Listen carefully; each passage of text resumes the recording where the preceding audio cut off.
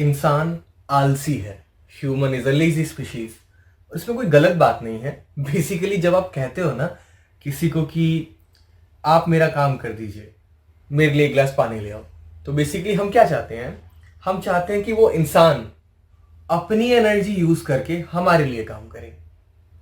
क्यों करेगा? वो नहीं करेगा, कई बार कर देगा, कई बार मना करेगा। तो फिर हमने क्या सोचा कि हम ना कुछ ऐसी डिवाइसेस बनाएंगे, कुछ ऐसी मशीन्स बनाएंगे जो अपनी एनर्जी यूज करके हमारे लिए काम करे और हमें मना भी ना करे। तो basically this process of converting energy into work और also sometime work into energy and sometime converting one energy into another energy, इस सब को हम पढ़ते हैं in a branch of science called thermodynamics. ठीक है, थर्मो मतलब हीट या एनर्जी, डायनामिक्स मतलब मोशन। और वो जो मशीन है या वो जो चीज है, इनफैक्ट वो जो इंसान है जो अपनी एनर्जी का यूज कर रहा है हमारे लिए काम करने के लिए, या हम उसके ऊपर काम कर रहे हैं, कैसे धक्का दे जा काम करके हमारा, we did work on it by pushing the person. तो जिसके ऊपर हम काम कर रहे हैं या जो हमारे लिए काम कर रहा है, जिसके ऊपर हम एनर्जी खर्च कर रहे हैं या जो हमारे लिए एनर्जी खर्च कर रहा है, यानी वो जो ऑब्जेक्ट है which is under our observation, उसको ना एक नया नाम दिया जाता है थर्मोडायनामिक्स में। हम उसको कहते हैं सिस्टम। सिस्टम बहुत फेमस वर्ड है आजकल ये, सिस्टम। तो थर्मोडायनामिक्स में that object, that machine, that person is the system. अच्छा, एग्जाम पॉइंट ऑफ व्यू से बहुत ज्यादा जरूरी चैप्टर है ये। इतना जरूरी कि केमिस्ट्री में भी है, फिजिक्स में भी है, और वो तो है ही, जेई में भी आएगा, नीट में भी आएगा। बट इतनी जो हमने बातें करी ना, उससे आपको रियलाइज हुआ होगा कि engineering is based on thermodynamics, not only engineering. अब कोई नीट वाला बच्चा कह दे सर मैं क्यों पढ़ूं फिर, तो भाई बात ये है कि हमारी बॉडी के अंदर भी टेम्परेचर कांस्टेंट रहता है 37 डिग्री सेल्सियस के आसपास। उसके लिए कुछ रिएक्शंस हो रही होती हैं, उससे कुछ हीट प्रोड्यूस हो रही होती है, और उस हीट को भी हम वर्क के अंदर कन्वर्ट करते हैं। तो आई बात समझ में? हर जगह है थर्मोडायनामिक्स, और एग्जाम में तो है ही भर भर के। तो बिना टाइम वेस्ट किए स्टार्ट करते हैं। और इस वीडियो के अंदर मैं पूरे चैप्टर को कवर करूंगा इन वन शॉट। न्यूमेरिकल्स भी करेंगे, डिस्कस भी करेंगे, कॉन्सेप्ट भी पढ़ेंगे, और जहां भी आपको डाउट है you can ask in the comment section. Let's start. Okay, this is Pankaj Singh and you are on chemistry concept. अभी तक अगर आपने नहीं किया है then subscribe the channel and hit the bell icon, because बहुत सारी वीडियोस हैं केमिस्ट्री के इस चैनल पर, और भी आती रहेंगी। ठीक है, ठीक है। तो चैप्टर थर्मोडायनामिक्स, जैसे कि मैंने भी आपको बताया, it is the branch of science which deals with the study of different form of energies and their interconversion. That's it, कुछ खास नहीं है इसके अंदर। थर्मो का इंट्रो हमने कर ही लिया था। बेसिकली कुछ टर्म्स की बात करते हैं। बताया था मैंने अभी इंट्रो में, सिस्टम। देखो, लेट्स से अगर मेरे पास में ना एक बीकर है, और उस बीकर में को मैं लेट्स से ट्राइपॉड स्टैंड पे रख करके हीट वीट कर रहा हूं बर्नर से, मेरा एम है वाटर को बॉईल करवाना। ठीक है, सो जो मेरा सिस्टम है, as per the definition, it is the part of universe chosen for thermodynamic observation और कंसिडरेशन। तो इस पूरे एक्सपेरिमेंट में मैं किसको ऑब्जर्व कर रहा हूं? आप कह सकते हैं बहुत चीजों को ऑब्जर्व कर रहा हूं, पर ठीक है, बट मेरे काम का क्या है, मेरा एक्सपेरिमेंट क्या है? वाटर को बॉईल करना। So my system is not beaker, it is the water inside it. So the part of universe which is under thermodynamic observation, or the part of universe which is chosen for thermodynamic observations or considerations are called system. उसके अलावा जो कुछ भी है ना इस दुनिया में, उसको हम बोलेंगे surrounding. Remaining part of the universe which is not part of the system is called surrounding. So दो चीजें, सिस्टम और सराउंडिंग। तो लेट्स से ठीक है, अगर मैं कार्बन को जला करके कार्बन डाइऑक्साइड बनाता हूं और इसको एक बॉक्स के अंदर करवा रहा हूं, so box is my system. ठीक है, good. Other things are surrounding. Okay, so we can say system plus surrounding equals to universe. That's it. अच्छा, now the type of system. देखो, आपके सामने तीन इमेजेस हैं। पहले में क्या है? कॉनिकल फ्लास्क है जिसमें केमिकल या लेट्स से वाटर फिल्ड है, ओपन है, वो ओपन सिस्टम। दूसरे में ऊपर हमने कॉर्क लगा दी, उसे बंद कर दिया, क्लोज सिस्टम कह दिया। Third is example of an isolated system. तो ओपन सिस्टम किसी को इसलिए नहीं कहते क्योंकि वो ओपन है. There is a scientific way to define it. देखो, open system is a system which can exchange matter as well as energy with the surrounding. जो पहला केस है ना बीकर, देखो उसमें क्या है, आप उसे हीट कर सकते हो, तो बाहर से सराउंडिंग से हीट सिस्टम के अंदर जा सकती है, और साथ में जो वाटर है वो इवेपोरेट होके बाहर भी आ सकता है, मतलब वाटर भी एक्सचेंज हो सकता है. So in this both energy as well as matter can be exchanged between system and surrounding. This is called an open system. Example हो सकता है इसका coffee in an open flask और इन एन ओपन मग.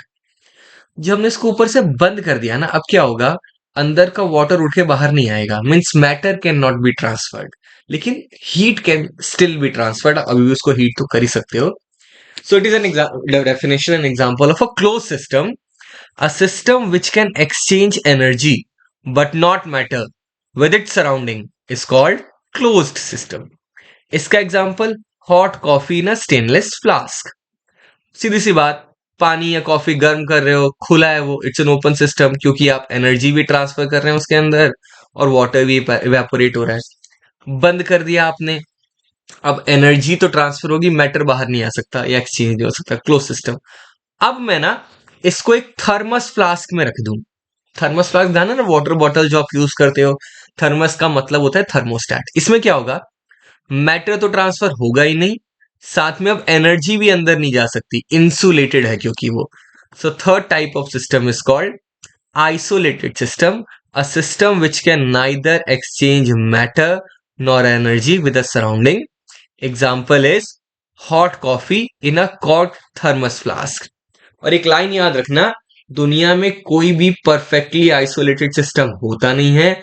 हमारे thermos flask में भी infinite time तक पानी गर्म नहीं रहता, कुछ टाइम बाद वो ठंडा हो ही जाता है. शॉर्ट में बोला जाए, three type of system: open, closed and isolated. Difference: open में matter can be exchanged and energy can also be exchanged.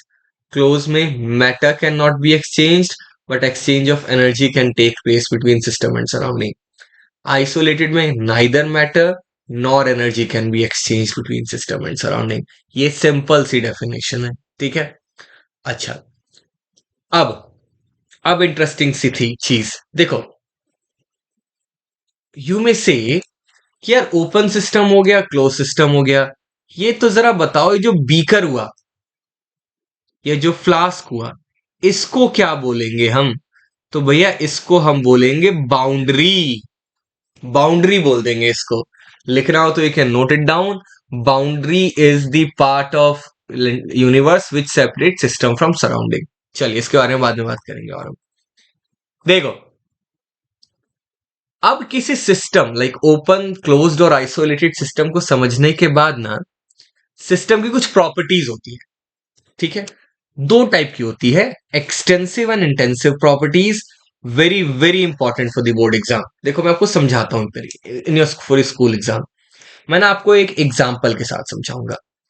Let's say मेरे पास में एक बॉक्स है जिसका टेम्परेचर है T, प्रेशर है P, वॉल्यूम है V, ठीक है, डेंसिटी है D. मैंने उसको दो इक्वल पार्ट में डिवाइड कर दिया, और लेट्स से मास है M. दो छोटे छोटे बॉक्सेस बना दिए, तो नए वाले बॉक्स का मास क्या होगा, M/2. इनिशियल M था, अब M/2 हो जाएगा. वॉल्यूम इनिशियली V था, अब V/2 हो जाएगा.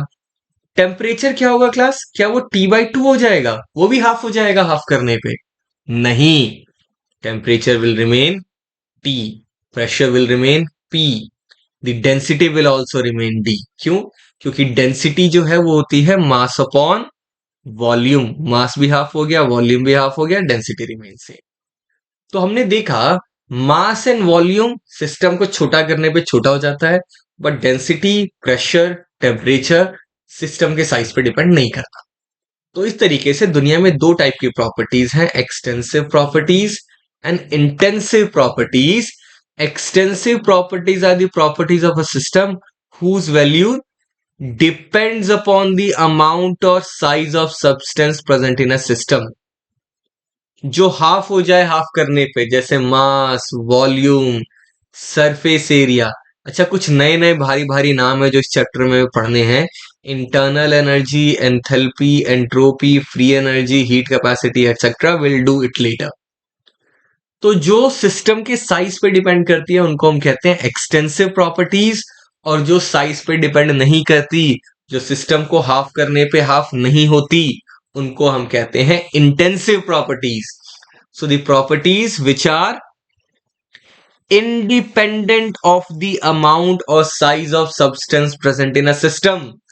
एग्जाम्पल इसका temperature, pressure, viscosity, surface tension, dielectric constant, specific heat capacity, vapour pressure, refractive index. इसमें से बहुत सारी चीजें आपको पता होंगी, बहुत सारी अभी हम जान जाएंगे इस चैप्टर को खत्म होते होते।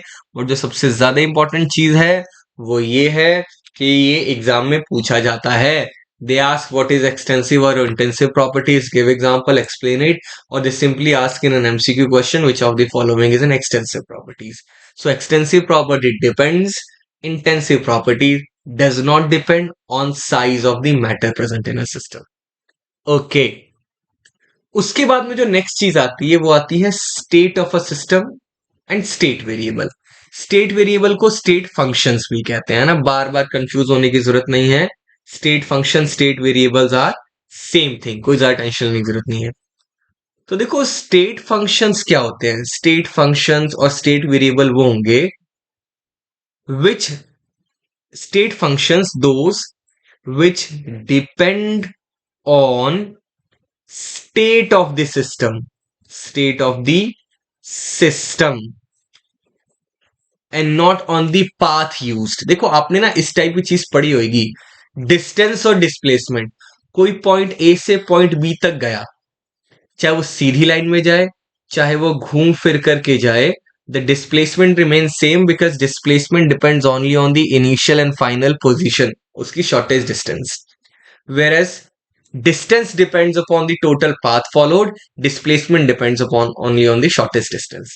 तो हम कह सकते हैं डिस्प्लेसमेंट हमारा स्टेट फंक्शन है। इन द सेम वे कुछ ऐसी प्रॉपर्टीज और होती हैं जो सिस्टम की सिर्फ स्टेट पे डिपेंड करती हैं, उनको स्टेट फंक्शंस या स्टेट वेरिएबल कहते हैं। फॉर एग्जाम्पल, अगर मैं लेट्स से वाटर को बॉईल करवाना चाह रहा हूं, तो भैया वाटर तभी बॉईल करेगा when temperature is 100 degree Celsius. अच्छा, आप हीट अलग अलग तरीके से ट्रांसफर कर सकते हैं। आपने उसको बर्नर पे रखा, टेम्प और ऑन किया, बॉईल करवा दिया। या आपने उसके अंदर दो इलेक्ट्रिक वायर डाली, इलेक्ट्रोड डाले, करंट पास कराया, तब बॉईल करवाया। या फिर आपने उसको सोलर एनर्जी से बॉईल करवाया, या फिर आपने उसको फ्रिक्शन से थ्रू टेम्परेचर बढ़ा करके बॉईल करवाया। कोई भी प्रोसेस, कोई भी पाथ यूज करिए, वाटर सिर्फ तब बॉईल करेगा when the temperature is 100 degree Celsius. So temperature और boiling point does not depend upon the process used, it only depends upon the state, the final position। so इसको हम बोलेंगे state functions। ठीक है, ये रहा। the state function is the property of a system whose value depends only upon the state of the system and is independent of the path or matter by which the state is reached। अच्छा, state word से ना बड़ी confusion हो जाती है यार, ये state का मतलब क्या है। स्टेट तो सिर्फ तीन ही होते हैं, सॉलिड, लिक्विड, गैस। नहीं, वो फिजिकल स्टेट्स होती है। देखो स्टेट का मतलब हो गया कंडीशन। फॉर एग्जांपल, अभी जब आप स्क्रीन के सामने बैठ के मेरी वीडियो देख रहे हो, आपकी स्टेट कुछ और है। थोड़ी देर बाद आप खाने खाने चले जाओगे, आपकी स्टेट कुछ और हो जाएगी। फिर सोने चले जाओगे, आपकी स्टेट कुछ और हो जाएगी। तो स्टेट का मतलब होता है कंडीशन। तो वाटर के मॉलिक्यूल्स की जो स्टेट 100 डिग्री सेल्सियस पर है, 101 डिग्री सेल्सियस पे स्टेट चेंज हो जाएगी। तो स्टेट मतलब कंडीशन समझो, वो सॉलिड, लिक्विड, गैस मत समझो। सो those property which depend only on the state of the system and not on the process are called state functions। और इसके एग्जाम्पल में आपको एग्जाम्पल्स होंगे, देखो बिल्कुल याद रखिएगा, एग्जाम्पल बिल्कुल याद रखिएगा, बहुत जरूरी है। Pressure, volume, temperature, internal energy, enthalpy, entropy. देखो ये internal energy, enthalpy, entropy word आपने नहीं सुने, यही तो हम इस चैप्टर में पढ़ने हैं। They are state function. अभी याद रखना स्टेट फंक्शंस की डेफिनेशन क्या है, and which of the following is a state function. Okay, इसके अलावा ना पाथ फंक्शंस भी होती है। पाथ फंक्शन, पाथ फंक्शंस क्या होंगे? स्टेट फंक्शंस के उल्टे, those which depend on the path also used. तो स्टेट फंक्शंस के अलावा होते हैं जी पाथ फंक्शंस। पाथ फंक्शंस कैसे? देखो आप सबने फिजिक्स में पढ़ा होगा कि कोई आदमी अगर पॉइंट ए से पॉइंट बी तक सीधे लाइन में जाए और अपने सर के ऊपर लोड रखे, then the force and displacement is के बीच का एंगल है 90 डिग्री, और वर्क होता है जी force into displacement cos theta. इसके अकॉर्डिंग वर्क डन जीरो हो जाएगा, चाहे वो पॉइंट ए से पॉइंट बी तक कितना भी लोड लेके घूमता रहे।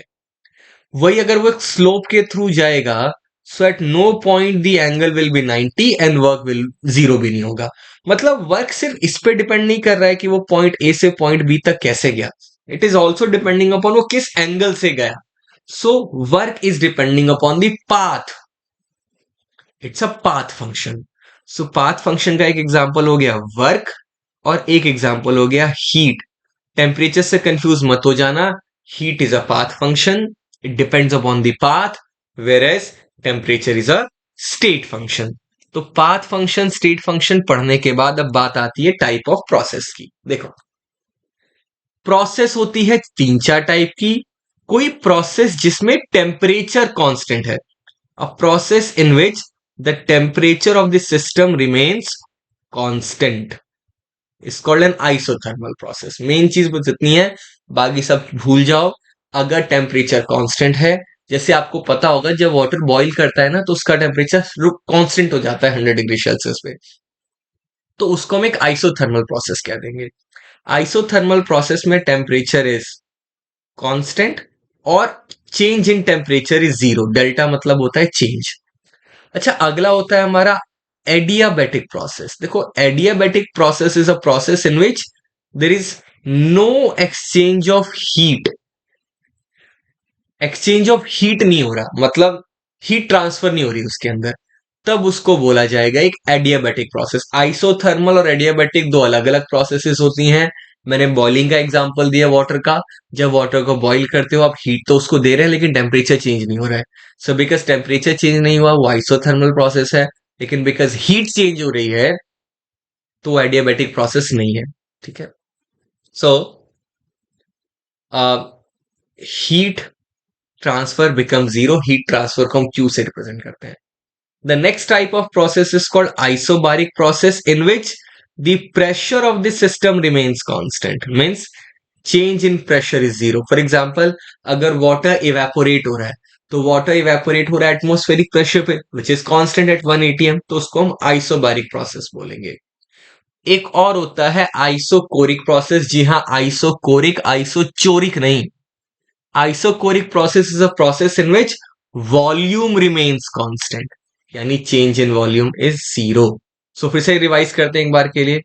If temperature is constant it is isothermal, if pressure is constant it is isobaric, if heat is constant it is adiabatic, and if volume is constant it is called isochoric process. ठीक है, इसके अलावा एक दो type के process और भी हैं, जैसे रिवर्सिबल प्रोसेस। अच्छा रिवर्सिबल प्रोसेस का एग्जांपल क्या हुआ, लेट्स से आपके पास में एक पिस्टन है जिसमें अंदर गैस भरी हुई है, और आप उस पिस्टन को ऊपर से दबाते हो, तो जब आप प्रेशर अप्लाई करोगे पिस्टन नीचे की तरफ आएगा, और जब आप नीचे डाल के उसको अपना छोड़ दोगे प्रेशर कंप्रेस करना, तो आप देखेंगे पिस्टन वापस मूव होना शुरू हो जाएगा, जहां से छोड़ोगे वहीं से वापस आना शुरू हो जाएगा। तो इस टाइप की प्रोसेस को कहते हैं रिवर्सिबल प्रोसेस। याद रखना, a process in which the direction में be reversed at any stage of time only by a small change. एक और एग्जांपल देता हूं। मान लिया आप एक ऊंची बिल्डिंग पे एक पत्थर को चढ़ा रहे हैं फोर्स लगा करके। आपने फोर्स लगाया, स्टोन थोड़ा आगे गया और थोड़ा आगे गया, आप थक गए, आपकी कॉल आ गई, आपने उठा के फोन देखना शुरू कर दिया, स्टोन वहीं से वापस आ जाएगा। आप जहां स्टोन को छोड़ोगे वहीं से स्टोन वापस आना शुरू हो जाएगा। It is a reversible process, means a process which can B reversed at any stage of time. अच्छा उल्टा होता है, उल्टा होता है इसका इरिवर्सिबल प्रोसेस। फॉर एग्जाम्पल आप पत्थर को ऊपर लेके पहुंच गए, आपने वहां से उसको नीचे धक्का दे दिया, कैन यू रिवर्स? आपको अगर ध्यान है अरे नीचे तो कार खड़ी है, चलो पत्थर वापस बुला लो, not possible. Once initiated can not be reversed, इसको बोलेंगे इरिवर्सिबल प्रोसेस। अच्छा जरा मुझे बताना, रिवर्सिबल और इरिवर्सिबल में से ज्यादा काम किस में करना पड़ रहा है आपको, ज्यादा मेहनत किस में लग रही है? ऑब्वियसली रिवर्सिबल में। अच्छा कौन सा स्लो होगा कौन सा फास्ट होगा? ऑब्वियसली रिवर्सिबल वाला स्लो है, इरिवर्सिबल को तो आपने ऊपर से धक्का दिया वो अपने आप नीचे गिर जाएगा। तो कुछ कैरेक्टरिस्टिक्स होते हैं रिवर्सिबल प्रोसेस के। रिवर्सिबल प्रोसेस, देखो एक रिवर्सिबल प्रोसेस के लिए ना एक क्राइटेरिया और है, दो अपोजिट फोर्सेस होने चाहिए। जब आपने स्टोन को ऊपर से नीचे फेंका था ना तो सिर्फ एक फोर्स काम कर रहा था, ग्रेविटी। लेकिन जब आपको उसको स्लोप से ऊपर लेके जा रहे थे ना तो दो फोर्स काम कर रहे थे, एक आपने जो फोर्स लगाया वो, और दूसरा ग्रेविटी या फ्रिक्शन का अपोजिंग फोर्स। तो एक प्रोसेस को रिवर्सिबल होने के लिए दो फोर्सेस होना जरूरी है, और दोनों का ना ऑलमोस्ट इक्वल होना जरूरी है। एग्जैक्टली इक्वल भी नहीं और कोई एक बहुत ज्यादा हो ये भी नहीं, दोनों में बिल्कुल थोड़ा सा डिफरेंस होना चाहिए, इनफाइनाइट डिफरेंस, बहुत इनफाइनाइटली स्मॉल होना चाहिए। और जो रिवर्सिबल प्रोसेस है वो स्लोली होता है, बहुत स्लो होता है। ठीक है। अच्छा irreversible process which is not reversible is called irreversible, when which once initiated completes by itself। अच्छा एक होता है साइक्लिक। लोग ना रिवर्सिबल और साइक्लिक में कंफ्यूज हो जाते हैं। देखो मैं आपको साइक्लिक समझाता हूं क्या होगा। आपने स्टोन स्लोप के थ्रू बिल्डिंग की छत पे पहुंचाया, वहां से उसको नीचे फेंक दिया, वो लुढ़क करके वापस इनिशियल पोजीशन पर आ गया। Now this is cyclic, means a process in which the system undergoes a series of changes and ultimately returns to its original state is called a cyclic process। Reversible में क्या था? Reversible में था कि जिस path से गया उसी पाथ से वापस आएगा, दूसरे पाथ से वापस नहीं आएगा। ठीक है, ओके। अच्छा जरा इस क्वेश्चन का आंसर करिए तो। अ थर्मोडायनामिक, ये एनसीईआरटी का क्वेश्चन है। State function is a quantity, इसका आंसर क्या होगा बिल्कुल बताइए जी। State function is one whose value is independent of path, independent of path. Second का आंसर बताइए। For a process to occur under adiabatic condition the correct condition is, जल्दी बताओ। एडियाबैटिक में क्या जीरो होता है जी? हीट ट्रांसफर जीरो होता है। ओके, तो विद दिस हमने एक अगर मैं इस चैप्टर को पार्ट्स में डिवाइड करूं तो एक पार्ट ऑफ द चैप्टर हमने कवर कर लिया। Now let's move to the second part. आप इस वीडियो को पॉज करिए या एक बार फिर से देखिए, यहां तक कुछ भी डाउट हो please ask in the comment section and then will start. अभी हम स्टार्ट कर ही रहे हैं दूसरा वाला, let's start it. Internal energy also known as total internal energy. देखो इसको ना कैपिटल यू से रिप्रेजेंट करते हैं एनसीईआरटी में, और बहुत सारी बुक्स में इसको कैपिटल ई से भी रिप्रेजेंट करते हैं। तो इस वीडियो में हम इसको कैपिटल यू से ही रिप्रेजेंट करेंगे, इंटरनल एनर्जी और total internal energy. It is a state function, अभी हमने पढ़ा था ना स्टेट फंक्शन पाथ फंक्शन, तो ये स्टेट फंक्शन है। अच्छा इंटरनल एनर्जी की डेफिनेशन क्या है? तो देखो it is sum of all the possible type of energies present in a system. देखिए यहां पे है sum of all the form of energy stored in atoms or molecule is called internal energy. Or you can also define it like it is sum of all the possible type of energies present in a system. It includes transitional energy, translational energy, rotational energy, vibrational energy, potential energy, इसके अलावा nuclear energy, energy because of electrostatic force of attraction, energy because of rotation of the electron, and all the possible type of energy we may think about, वो सब system की total internal energy का part है। ठीक है, अब देखो बात ये है कि हम ना कभी भी टोटल इंटरनल इंटरनल एनर्जी की एग्जैक्ट वैल्यू पता नहीं लगा सकते। मैं कभी ये पता नहीं लगा सकता कि अगर एक कंटेनर है उसके अंदर वाटर है तो उसके अंदर इंटरनल एनर्जी की एग्जैक्ट वैल्यू क्या है। क्यों पता नहीं लगा सकता? क्योंकि इसमें बहुत सारी टाइप ऑफ एनर्जीज हो सकती है, बहुत सारी तो हमको पता भी नहीं है। लेकिन लकीली हम चेंज इन इंटरनल एनर्जी का पता लगा सकते हैं, क्योंकि जब भी सिस्टम से एनर्जी बाहर आती है या एनर्जी अंदर जाती है जनरली वो होती है इन द फॉर्म ऑफ हीट। और जब भी हीट अंदर जाएगी या बाहर आएगी, लेट्स से एक सिस्टम के अंदर 5 जूल एनर्जी हीट अंदर गई, तो हमें ये नहीं पता उसकी इंटरनल एनर्जी कितनी है, लेकिन हमें पता है कि उसकी इंटरनल एनर्जी में 5 जूल का डिफरेंस आएगा। Means now we know delta U. So we can predict the change in internal energy, but we can not predict the absolute or exact value of internal energy of a system, because it includes many different type of energy, some of which are not even known to us. अच्छा ठीक है, done.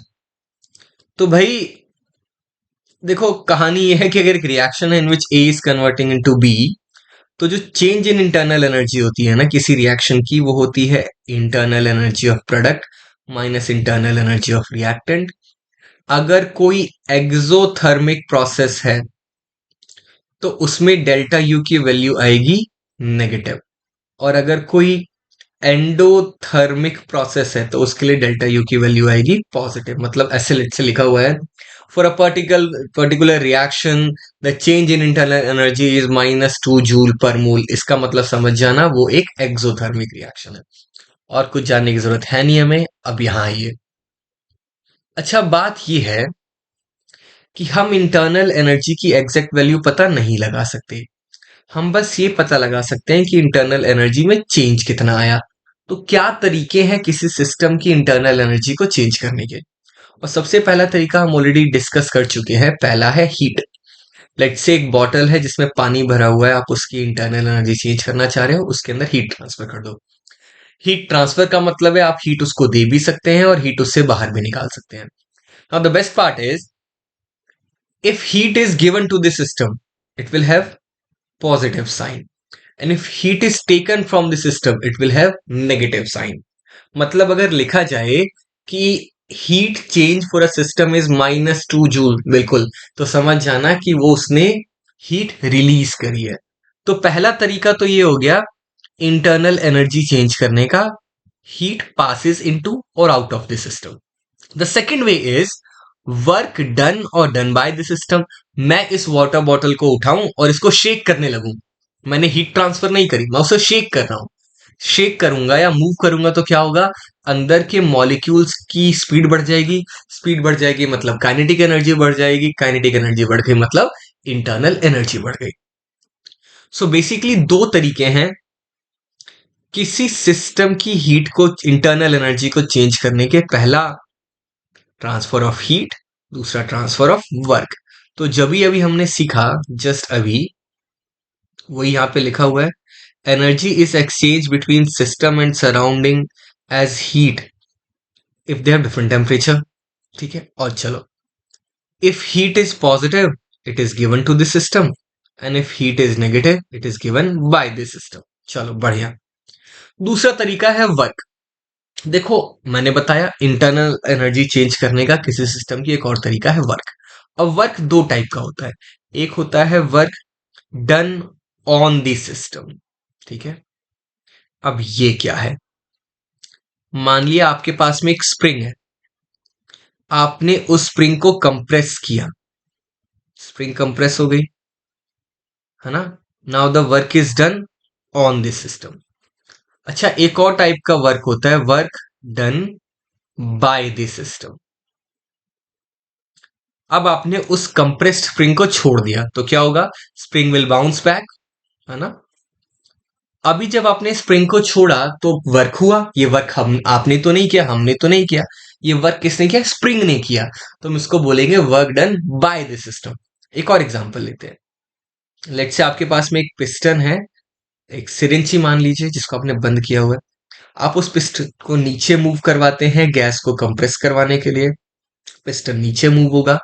नीचे move करके आप जैसे ही अपना हाथ उठाएंगे, पिस्टन हटाएंगे, पिस्टन वापस ऊपर की तरफ मूव करना शुरू कर देगा।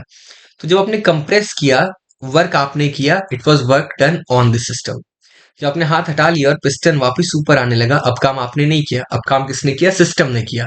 So work done by this system. ठीक है, so if work is done on this system, ठीक है, इट विल बी नेगेटिव।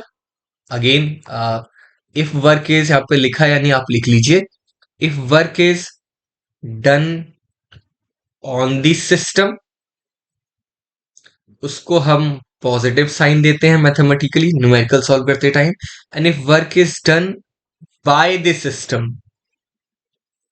तब हम उसको नेगेटिव देते हैं। फॉर एग्जाम्पल आप बोलेंगे when like what will like ऐसा लिखा है 2 joule work is done in compressing the gas. देखो आप गैस को कंप्रेस कर रहे हो ना, तो वर्क कौन कर रहा होगा? हम कर रहे होंगे। किसके ऊपर? गैस के ऊपर। तो हम इसको लेंगे +2 जूल।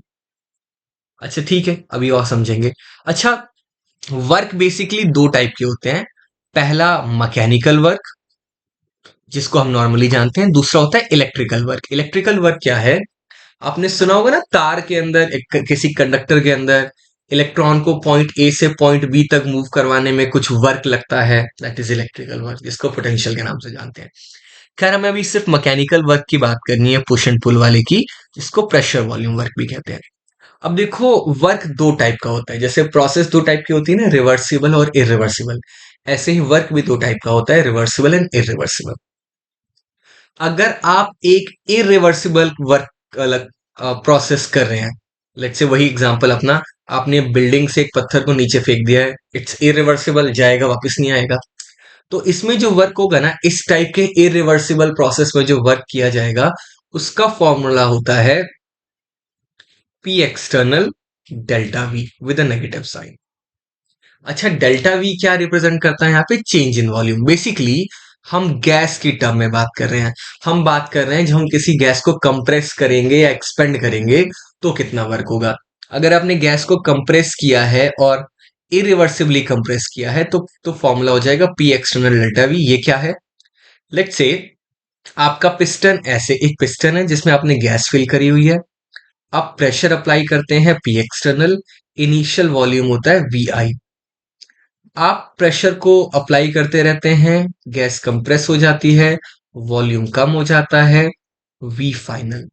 चेंज इन वॉल्यूम कितना हुआ? Delta V which is V final minus V initial.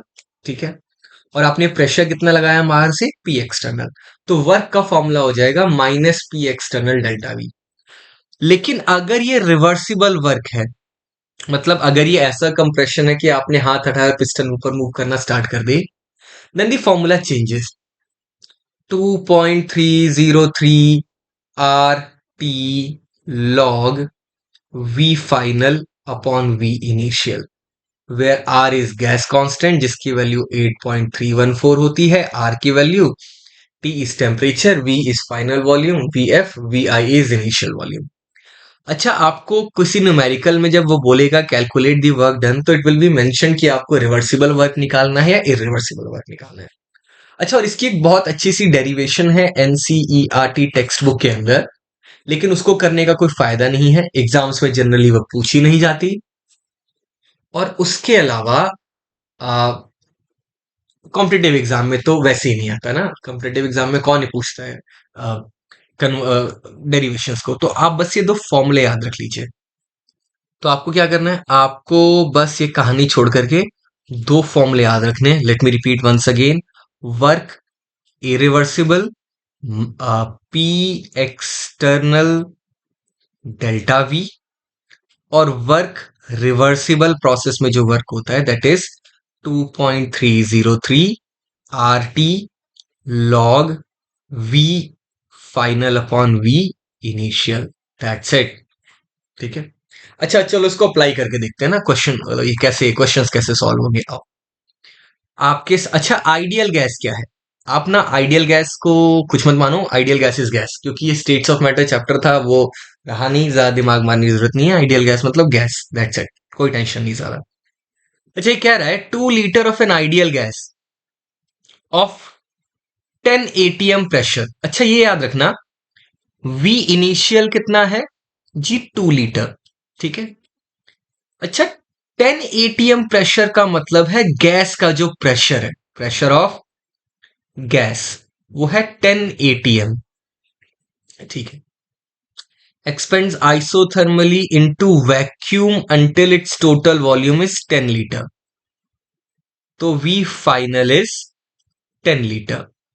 Question is how much heat is absorbed and how much work is done in the expansion. ठीक है, वर्क की बात कर लेते हैं, हीट पे थोड़ी देर में आएंगे। अच्छा, क्या ये रिवर्सिबल वर्क है या इरिवर्सिबल वर्क है, हमें कैसे पता? तो इसने कहीं पर भी हमें ये मेंशन नहीं किया है रिवर्सिबल, तो हम इसे इरिवर्सिबल ही मानेंगे। तो WIRV इरिवर्सिबल का फॉर्मूला क्या था? -P external delta we. चलो सॉल्व करते हैं। अच्छा, एक्सटर्नल प्रेशर कितना है? प्रेशर कितना है आप कह देंगे जी 10 atm है। नहीं, थोड़ा ध्यान से सुनो। एक्सटर्नल प्रेशर मतलब जो हम गैस के ऊपर लगाएंगे उसको कंप्रेस करने के लिए, ठीक है? वो 10 atm नहीं है, वो तो गैस का प्रेशर है। एक्सटर्नल प्रेशर कितना है? देखो, एक्सटर्नल प्रेशर है यहां पे 0। कैसे पता? बिकॉज ये एक्सपेंड हो रहा है इन वैक्यूम। वैक्यूम का मतलब है the external pressure is 0। So work कितना हो जाएगा? 0 इंटू चेंज इन वॉल्यूम कितना है? Final volume 10 litre minus initial volume 2 litre.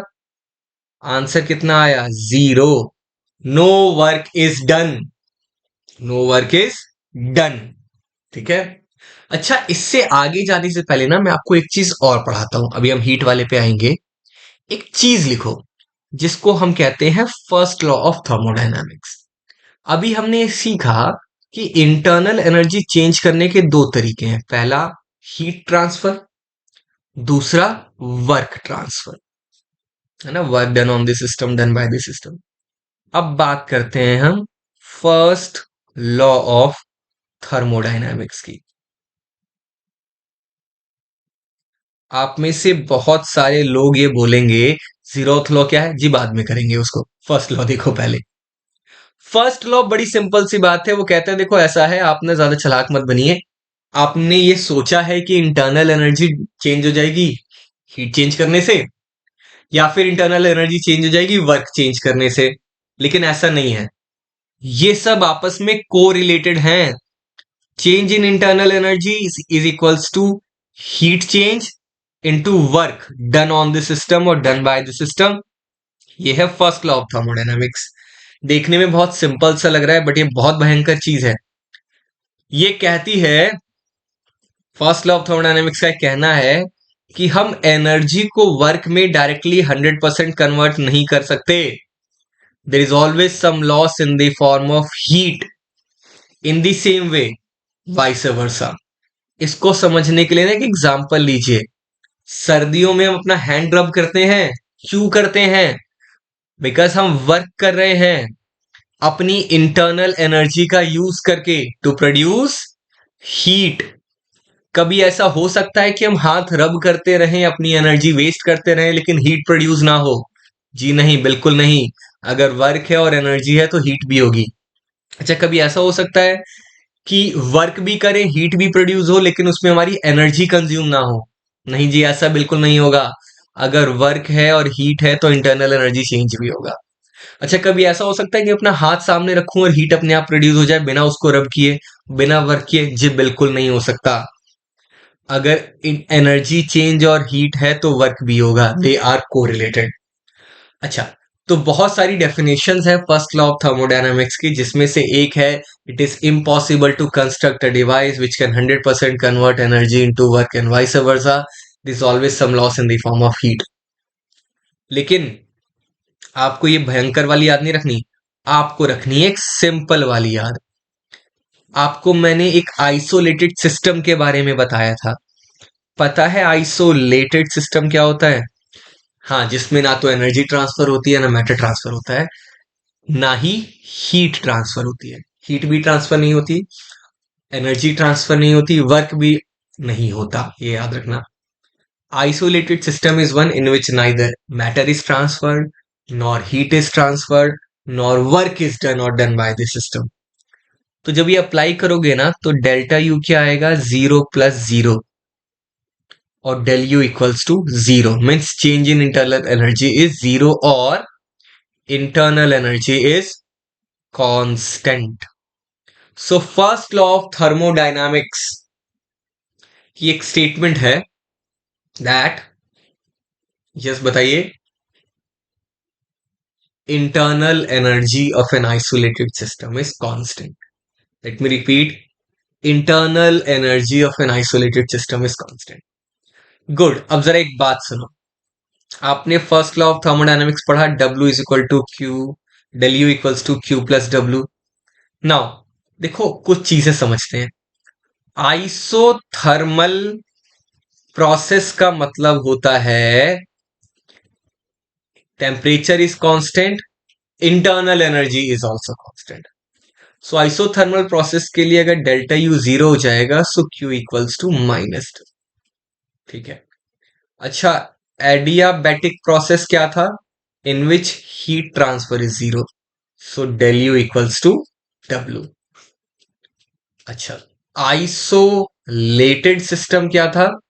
In which Q is zero, W is also zero, so del U is also zero.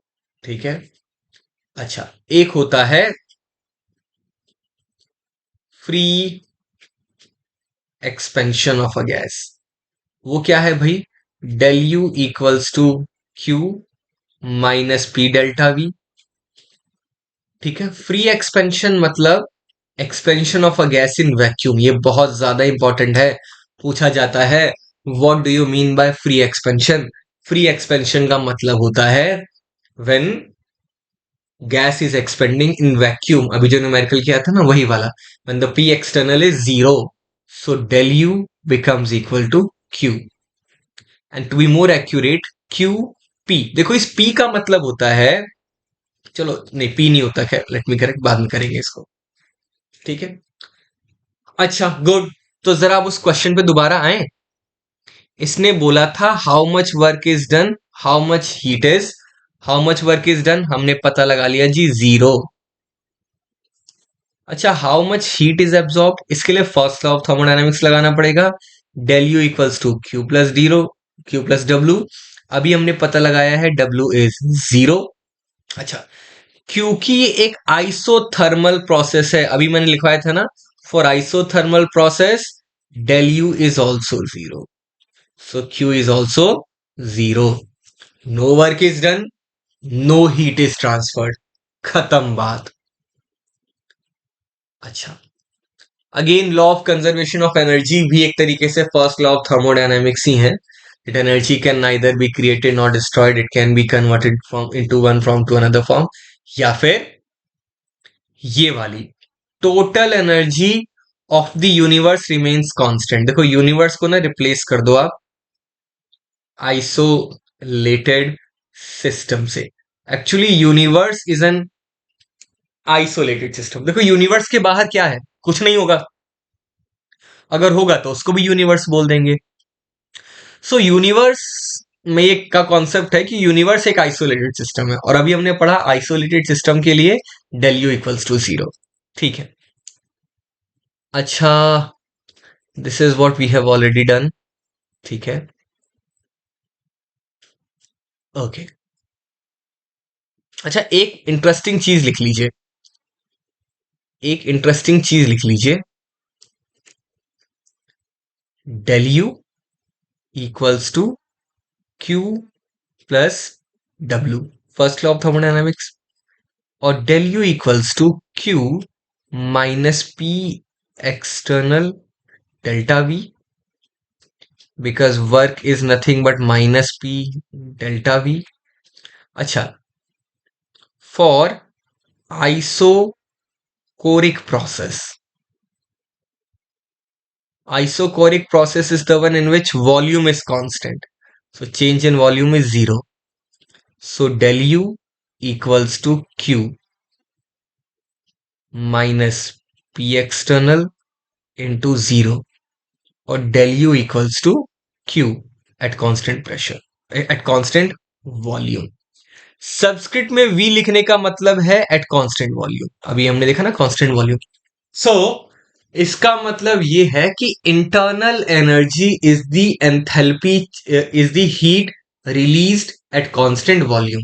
अगर मैं किसी reaction को constant volume पे कराऊं तो जो भी हीट एब्जॉर्ब या रिलीज होगी that is equals to delta U. ठीक है।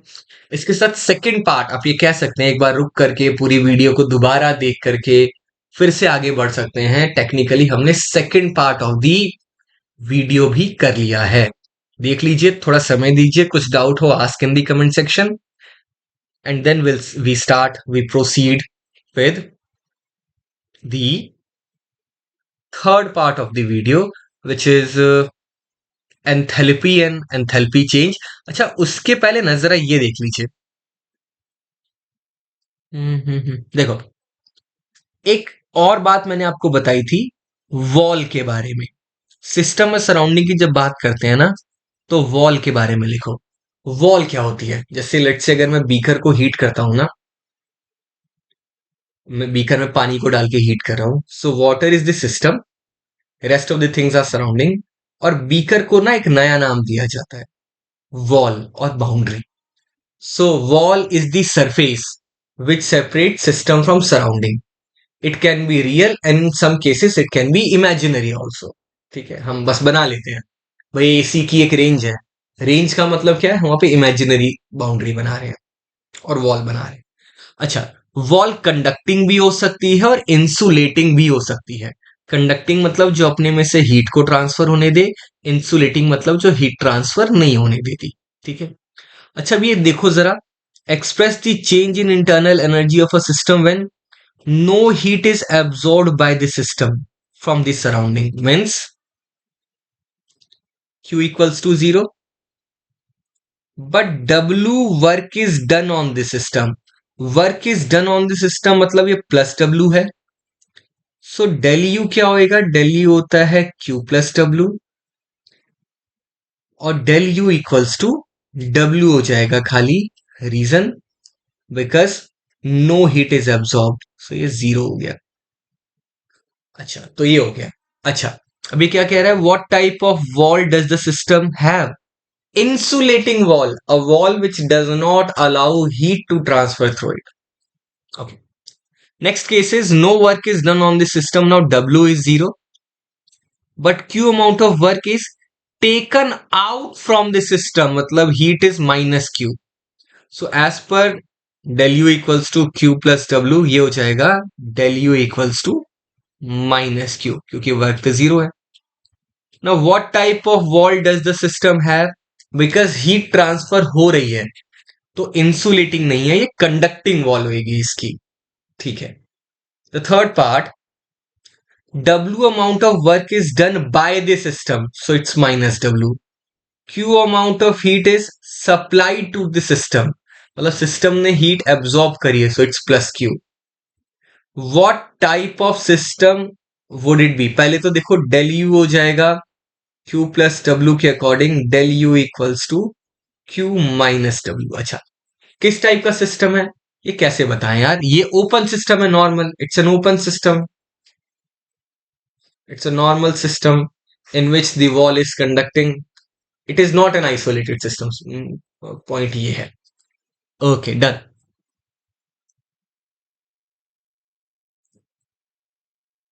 Now this brings us to the second state function called enthalpy. Enthalpy क्या है? चलो इसके पहले ना एक चीज देखते हैं। हमने क्या बोला कि del U is Q plus W। फिर हमने क्या डिराइव किया कि W is P delta V, और डेल U का मतलब क्या होगा? U2 minus U1, Q is as it is, ये माइनस में क्या हो जाएगा? V2 minus V1। अगर मैं इसको रीअरेंज कर दूं, तो वुड यू अग्री कि U2 plus PV2 equals to Q, बताइए, प्लस में U1 प्लस PV1। और हमने ये देखा कि जो है ना U प्लस PV, ये एक स्टेट फंक्शन की तरह बिहेव करता है, और इसको हमने एक नया नाम दे दिया enthalpy, H। Enthalpy is U plus PV। इसके अकॉर्डिंग ये हो गया H2, हीट प्लस H1 और H2 minus H1 equals to heat, और delta H is heat at constant pressure. देखो आपको याद होगा, तो यहां पर ना हमने प्रेशर को कांस्टेंट माना था। तो भी प्रीवियसली वी डिफाइंड थोड़ी देर पहले कि del U is heat released at constant volume and del H is heat released at constant pressure. किसी रिएक्शन को कराऊं कांस्टेंट प्रेशर पे कराता हूं तो जो हीट निकलेगी उसको एंथैल्पी चेंज बोलेंगे, और कांस्टेंट वॉल्यूम पे कराता हूं तो जो हीट निकलेगी उसको इंटरनल एनर्जी चेंज बोलेंगे। सो यहाँ पे वही लिखा है, heat change for reactions eight constant pressure is called enthalpy. ठीक है, और ये ज्यादा जरूरी इसलिए है क्योंकि जितनी भी नेचुरल रिएक्शंस होती हैं वो होती हैं at atmospheric pressure, means they all take place at constant pressure. ठीक है, अच्छा बढ़िया। अगेन फिर एक चीज, अगर कोई एक्सोथर्मिक रिएक्शन है तो उसके लिए डेल्टा एच होगा नेगेटिव, और अगर कोई एंडोथर्मिक रिएक्शन है तो उसके लिए डेल्टा एच होएगा पॉजिटिव। अच्छा डेल्टा एच होता क्या है, मान लिया एक रिएक्टेंट कन्वर्ट हो रहा है प्रोडक्ट में, तो जो डेल्टा एच होता है ना वो होता है enthalpy of product minus enthalpy of reactant. अच्छा बढ़िया। अब ना एक नई चीज सीखनी है हमें, हमें सीखना है relation between delta H and delta U. अच्छा देखो सी, अभी मैंने क्या बताया कि H इक्वल्स टू, बताइए, U प्लस PV। ठीक है, और del H equals to del U plus delta PV। अच्छा एक गैस जो होती है, जो आइडियल गैस होती है, उसके लिए ना एक फॉर्मूला होता है, PV equals to nRT। P is pressure, V is volume, N is number of moles, R एक कांस्टेंट होता है, गैस कांस्टेंट, और T होता है टेम्परेचर। तो इसके अकॉर्डिंग डेल एच क्या हो जाएगा, del H equals to delta U plus delta N R T. And it is more accurate अगर मैं आपको ये एन की जगह एन जी लिख दूं। एन जी मतलब number of moles of gas. ठीक है, नाउ फॉर आइसोथर्मल प्रोसेस, देखो आर तो वैसे ही कांस्टेंट है, और अगर आइसोथर्मल बोल दिया मतलब टेम्परेचर इज ऑल्सो कांस्टेंट। तो इक्वेशन हो जाएगी del H equals to del U plus delta N G R T. अब जो चेंज का साइन है डेल्टा वो सिर्फ एन के आगे है, आर और टी के आगे नहीं है। ये बहुत ही ज्यादा इंपॉर्टेंट इक्वेशन है, और यहां डेल्टा एन का मतलब होता है number of gas molecules on product side minus number of gas molecules on reactant side. Example के साथ समझते हैं इसको। देखो मान लिया एक रिएक्शन है in which calcium carbonate solid is heated to form calcium oxide solid plus carbon dioxide gas. So how many gas molecules are there on the product side? ये तो solid है, ये gas है, only one gas molecule. Reactant side में कितने gas molecule हैं, एक भी नहीं। तो इसके लिए जो डेल्टा एन जी होगा ना वो हो जाएगा number of gas molecules on product side minus number of gas molecules on reactant side which is 1। एक और एग्जांपल लेते हैं, N2 gas reacting with 3H2 gas to form 2 ammonia gas। देखिए इसमें तो सब गैस मॉलिक्यूल्स हैं, but how many gas molecules on product side, 2। ये जो नंबर है ना ये मॉलिक्यूल होते हैं। रिएक्टेंट साइड में कितने जी, 3 हाइड्रोजन और 1 नाइट्रोजन, तो 4। सो डेल्टा एन जी यहाँ पे कितना हो जाएगा, 2 माइनस 4 माइनस 2। ठीक है, चलो बढ़िया, गुड। अच्छा अब जरा इस क्वेश्चन को देखिए, ये क्वेश्चन ये कह रहा है कि in a process 701 joule heat is absorbed by the system absorbed by the system मतलब पॉजिटिव में होगा, and 394 joule work is done by the system, work is done by the system तो ये नेगेटिव में होगा। पूछा है चेंज इन इंटरनल एनर्जी निकालो, मतलब डेल्टा यू निकालो, which is nothing but Q plus W. Q कितना है 701, प्लस में -394, कितना आएगा जी आंसर? बिल्कुल 307 जूल आ जाएगा। ठीक है, एकदम सिंपल, प्लस प्लस माइनस का ध्यान रखना था। अच्छा, अब एक ये रिएक्शन है, देखो ये रिएक्शन बहुत शानदार है, बहुत ही बढ़िया। देखो इसमें ना आपको दे रखा है, इसने डेल्टा यू की वैल्यू दे रखी है। डेल्टा यू कितना है? -742.7 किलो जूल पर मोल। आपको डेल एच निकालना है।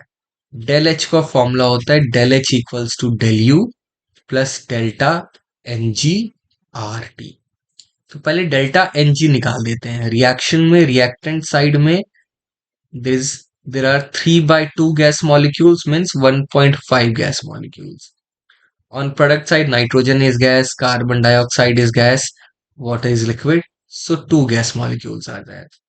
डेल्टा एन जी की वैल्यू आ जाएगी 2 माइनस 1.5 मीन्स इट इज 0.5। ठीक है, बढ़िया। अच्छा, आर की वैल्यू क्या यूज करनी है यहाँ पे?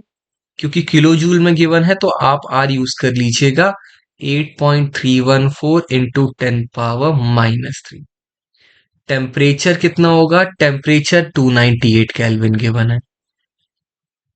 क्या डेल्टा यू भी गिवन है हमें? जी हाँ, -742.7।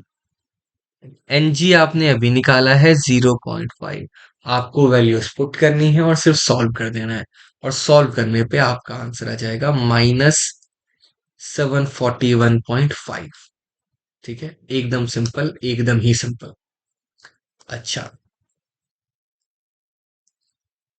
ये वाला आप अपने घर पे ट्राई करिए। ठीक है, कोई दिक्कत नहीं है यहाँ पे। ये इक्वेशन है जी, H2O liquid is converted into H2O gas. खुद ट्राई करिए और मुझे आंसर बताइए कमेंट सेक्शन में क्या आ रहा है। डेल्टा एन जी कितना है खुद निकालो, खुद करो, you can always ask in the comment section.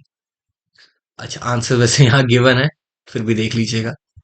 अच्छा, इसके बाद ना एक नई चीज आती है which is called heat capacity. ये हीट कैपेसिटी क्या है? अच्छा, आपने कभी नोटिस किया क्या कि जब भी आप किसी चीज को हीट करते हो, फ्लेम पे रखते हो, तो तुरंत उसका टेम्परेचर बढ़ना स्टार्ट नहीं होता, कुछ टाइम बाद स्टार्ट होता है। तो उस टाइम तक वो हीट कहाँ जा रही है? वो उस मटेरियल ने अपने अंदर होल्ड कर ली। This heat holding capacity is called heat capacity. अच्छा, डिफाइन कैसे करेंगे? इसको ऐसे डिफाइन करते हैं, it is the amount of heat required to increase the temperature of the system by 1 kg 1 degree. देखो आपको पता है, अगर मैं वाटर लूं, 1 kg वाटर लूं और 1000 kg वाटर लूं, और मुझे दोनों को हीट करना है, टेम्परेचर इंक्रीज करना है by 1 degree, then it's very clear, आपको पता होगा, समझ में आ रहा होगा कि 1000 kg वाले में ज्यादा हीट लगेगी। Means heat capacity depends upon कि आपने मास कितना लिया है। और लेट्स से अगर आपने मास सेम भी ले लिया, तो अगर आप 1 kg वाटर लो और 1 kg आयरन लो, तो भी आपको पता है सब में, दोनों में सेम अमाउंट ऑफ हीट नहीं लगेगी, अलग अलग अमाउंट ऑफ हीट लगेगी। तो heat capacity not only depends upon the mass but also depends upon the material which we are using. ठीक है। अच्छा, तो इसीलिए ना कुछ ज्यादा कुछ काम की है नहीं, और अभी हम थोड़ी देर बाद molar heat capacity and specific heat capacity भी डिफाइन करेंगे। बट अभी के लिए देख लो। देखो, मैथ्स ये कहती है या लॉजिक ये कहता है कि जो भी हम हीट देते हैं उससे टेम्परेचर चेंज होता है। हमेशा नहीं होता, कई बार नहीं होता। जैसे बताया ना, स्टार्टिंग में टेम्परेचर रिमेन्स कांस्टेंट, इसीलिए एक प्रोपोर्शनैलिटी कांस्टेंट हम लगा देते हैं सी, और इस सी को ही कहा जाता है हीट कैपेसिटी। ठीक है, और इसका फॉर्मूला क्या हो जाएगा? G Q upon delta T. ठीक है, इसकी यूनिट क्या होगी? इसकी यूनिट है जूल्स पर kelvin, obviously heat is joule, temperature is kelvin. ठीक है, लेकिन ये हीट कैपेसिटी काफी है नहीं, इसीलिए ना हमने बाद में एक दो हीट कैपेसिटीज और डिफाइन करी। One is called specific heat capacity, और स्पेसिफिक हीट भी कहते हैं उसको खाली, and another is called molar heat capacity. दोनों की डेफिनेशन क्या है? बिल्कुल सेम है, जस्ट लाइक हीट कैपेसिटी, बस इतना आ जाएगा। यहां हम बात करेंगे 1 kg सब्सटेंस की, और मोलर हीट कैपेसिटी में बात करेंगे हम 1 मोल सब्सटेंस की। तो स्पेसिफिक हीट कैपेसिटी की डेफिनेशन हो जाएगी, it is the amount of heat required to raise 1 kg, to raise the temperature of a substance by 1 kg for 1 degree sub 1 degree, sorry, let me repeat again. It is amount of heat required to increase the temperature of 1 kg of a substance by 1 degree. और molar heat capacity हो जाएगी, it is amount of heat required to increase the temperature of 1 mole of a substance by 1 degree. Specific heat capacity small C, normal heat capacity capital C. अच्छा, molar heat capacity का formula होता है Cn।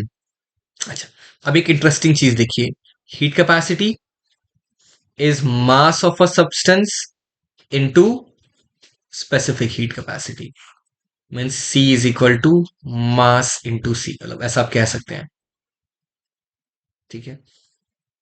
लेकिन अगर आपको, और ये एक और फॉर्मूला है, heat capacity is number of moles into molar heat capacity. तो आप स्पेसिफिक हीट कैपेसिटी में मास से मल्टीप्लाई कर दो, हीट कैपेसिटी बन जाएगी। मोलर हीट कैपेसिटी में मोल से मल्टीप्लाई कर दीजिए, हीट कैपेसिटी बन जाएगी। नाउ हीट कैपेसिटी दो टाइप की होती है, सीपी एंड सीवी। ये है क्या, अभी मैं आपको बताता हूं। आपने हीट कैपेसिटी का फॉर्मूला क्या बताया, क्यू अपॉन डेल्टा टी। अच्छा, अगर कांस्टेंट वॉल्यूम पे बात करूं तो इसको सीवी बोलेंगे, अभी मैंने आपको बताया था। सबस्क्रिप्ट में अगर वी लिखा है मतलब वी कांस्टेंट है, तो ये क्या हो जाएगा, फिर ये हो जाएगा Q V upon delta T. और अभी हमने पढ़ा है कि heat Q V is nothing but delta U by delta T. So del u equals to cv delta t. In the same way, heat capacity at constant pressure हो जाएगा qp delta T और del h upon delta T, ठीक है। अच्छा, और we can say del h equal to cp delta T, ठीक है। अब एक बहुत ही बढ़िया सी डेरिवेशन करते हैं। By knowing this fact that del u is equal to cv delta T and del h equals to cp delta T, हम ना एक डेरिवेशन करते हैं। डेरिवेशन क्या है, del h इक्वल्स टू, जल्दी बताइए, del u प्लस क्या था, डेल्टा pv, ठीक है। अच्छा, del h क्या है, cp delta T, del u क्या है, cv डेल्टा टी, pv क्या है, delta nrt, pv is equal to nrt। अगर n को मैं 1 मोल मान लूं तो cp delta T will be cv delta T plus r delta T. r एक कांस्टेंट है तो वो चेंज नहीं हो रहा है, टेम्परेचर इज चेंजिंग। और डेल टी को आप काट देंगे तो cp is equal to cv plus r, और cp minus cv equals to r। ये बहुत ही इंपॉर्टेंट डेरिवेशन है, ये आती है एग्जाम में, ठीक है। अच्छा, चलिए, अब enthalpy change during a chemical reaction.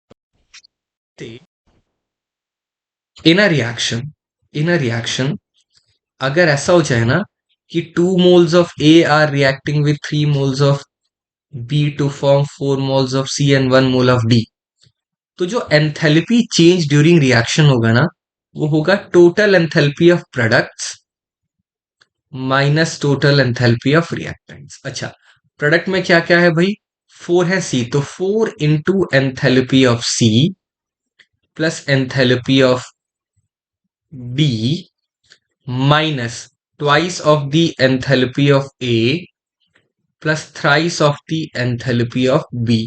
अच्छा, ये ट्वाइस थ्राइस कैसे आ गए भाई, तो क्योंकि 4 है ना सी, इसलिए 4 से मल्टीप्लाई करना पड़ेगा, बिकॉज एंथैल्पी पर मोल होती है। ऐसे ही ए के 2 moles हैं तो 2 से मल्टीप्लाई करना पड़ेगा, बी के 3 moles थे इसलिए 3 से मल्टीप्लाई किया। इसको नोट कर लीजिए और चलिए क्वेश्चन करके देखते हैं, ठीक है। आ, हम्म,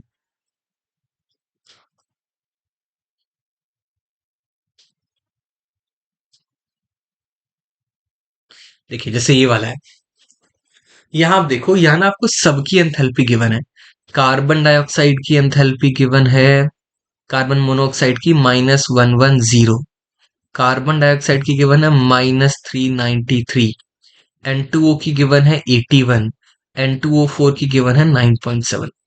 तो जब आप एंथैल्पी ऑफ रिएक्शन निकालने जाओगे ना, आप करोगे total enthalpy of products. N2O की कितनी, 81, प्लस में 3 कार्बन डाइऑक्साइड की कितनी है, -393, माइनस में total enthalpy of reactants, N2O4 is 9.7, plus thrice of -110। इसको सॉल्व कर देंगे, हमारा आंसर आ जाएगा, which is here -777.7 kilo joule per mole. That's it. इतने सिंपल क्वेश्चंस आते हैं। Total enthalpy of product minus total enthalpy of reactants. सारे इतने सिंपल नहीं आते, ऑब्वियसली सारे इतने सिंपल नहीं होते। देखिए कुछ ना एंथैल्पीज हैं जो आपको याद रखनी पड़ेगी। देखो एंथैल्पी ऑफ रिएक्शन तो हम समझ गए, लेकिन अब बात ये है कि रिएक्शंस भी तो बहुत सारी टाइप की होती है ना, तो कुछ एंथैल्पीज डिफाइन करी जाती है। जैसे एंथैल्पी ऑफ फॉर्मेशन, डेफिनेशन देखिए, the enthalpy change when 1 mole of a substance is formed from its elements. इसका मतलब, लेट्स से अगर मैं वाटर की बात करूं ना, तो अगर कोई रिएक्शन है जिसमें 1 मोल वाटर अपने एलिमेंट्स यानी ऑक्सीजन और हाइड्रोजन से मिलके बन रहा है, और लेट्स से उसमें जो हीट निकलती है वो -x किलो जूल है, तो वो -x किलो जूल हो जाएगी enthalpy of formation of water, ऐसे लिखा जाएगा, enthalpy of formation of water.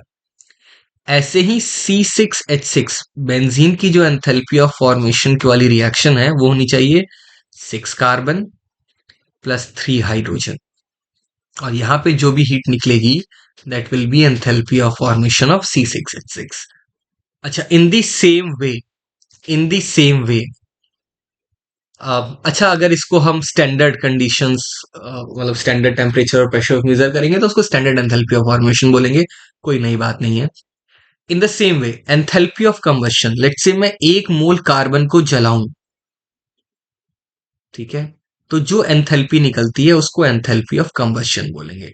In the same वे अगर मैं CH4 की रिएक्शन वाटर के साथ कराऊं तो CO2 प्लस H2O बनेगा। लेट्स बैलेंस इट इन सच अ वे कि कार्बन हमेशा 1 मोल ही रहने चाहिए, सो 2 and 2। अब इसमें जो भी हीट निकलेगी उसको enthalpy of combustion of methane बोलेंगे। So enthalpy change when 1 mole of a substance is completely burned. In the same way calorific value तो it is the amount when 1 gram of a substance is completely burn. 1 mole को जलाओगे तो enthalpy of combustion होगा, 1 ग्राम को जलाओगे तो calorific value होगा, that is a different thing. In the same way, when 1 mole solute is dissolved in water, when 1 mole solute is dissolved in water, तो उसको एंथैल्पी ऑफ सॉल्यूशन बोलते हैं। अच्छा, इन द सेम वे जब 1 मोल, लेट से NaCl है, NaCl का ना क्रिस्टल होता है, आयनिक कंपाउंड्स के मॉलिक्यूल नहीं होते, क्रिस्टल होते हैं। तो अगर आप 1 मोल क्रिस्टल को तोड़ दोगे इनटू आयंस तो जो एनर्जी निकलेगी उसको लेटिस एंथैल्पी बोलेंगे। तो ऐसे ही अलग अलग रिएक्शंस के लिए अलग अलग डेफिनेशन है। हाइड्रेशन एंथैल्पी, जब भी आप किसी आयन को पानी में डालते हैं तो बहुत सारे वाटर मॉलिक्यूल जाके उससे चिपक जाते हैं, the process is called hydration. इसमें जो भी एनर्जी निकलेगी उसको हम बोलेंगे हाइड्रेशन एंथैल्पी। 1 मोल होना चाहिए हमेशा। ऐसे ही जब कोई मेल्ट हो रहा है, when 1 mole of a solid substance is converted into liquid, the enthalpy change is called enthalpy of fusion. Okay, in the same way when 1 mole of a liquid is converted into gaseous state, it is called, the enthalpy change is called enthalpy of evaporation. ऐसे ही enthalpy of sublimation होता है when 1 mole of a solid is directly converted into gaseous. याद रखना 1 mole is compulsory because unit होती है joule per मोल। अच्छा, तो मैं इसमें आपको एक क्वेश्चन करवा के दिखाता हूं, क्वेश्चन नंबर 10 करता हूं, क्वेश्चन नंबर 7 आप अपने आप ट्राई करिएगा। देखो ये कह रहा है कैलकुलेट द एंथैल्पी चेंज जब 0.1 मोल वाटर 10 डिग्री सेल्सियस को आप फ्रीज करते हैं आइस में एट -10 डिग्री सेल्सियस। तो देखो करना क्या है इसके अंदर ना हमारे पास में वाटर है जो कि लिक्विड है, जिसका टेम्परेचर है 10 डिग्री सेल्सियस। पहले उसको ठंडा करके आपको बनाना है H2O सॉलिड, जिसका टेम्परेचर होगा H2O लिक्विड। पहले उसको ठंडा करोगे ना, 10 से 0 तक लेकर के आओगे, फिर उसको फ्रीज कराओगे तो वो बन जाएगा H2O solid at 0 degree Celsius. फिर उसको और ज्यादा ठंडा करोगे, उसको बनाओगे H2O solid at -10 degree Celsius. उसने तो सिर्फ इतना पूछा था जी, आपको वाटर एट 10 डिग्री को कन्वर्ट करना है water solid ice eight -10 degree, तो बताओ एंथैल्पी चेंज कितनी। तो सिनेरियो ये है, ये 3 स्टेप में होगा। अच्छा, तो हमें कुछ वैल्यूज गिवन है क्या? देखो हमें गिवन है एंथैल्पी ऑफ फ्यूजन। फ्यूजन का मतलब होता है मेल्टिंग। जब सॉलिड लिक्विड में कन्वर्ट होता है तो जो एंथैल्पी चेंज है उसको एंथैल्पी ऑफ फ्यूजन कहते हैं। यहाँ सेकेंड स्टेप में ना लिक्विड सॉलिड में कन्वर्ट हो रहा है, तो उसकी एंथैल्पी होगी -6.03 किलो जूल। क्यों? सॉलिड से लिक्विड अगर पॉजिटिव है तो लिक्विड से सॉलिड नेगेटिव होगा।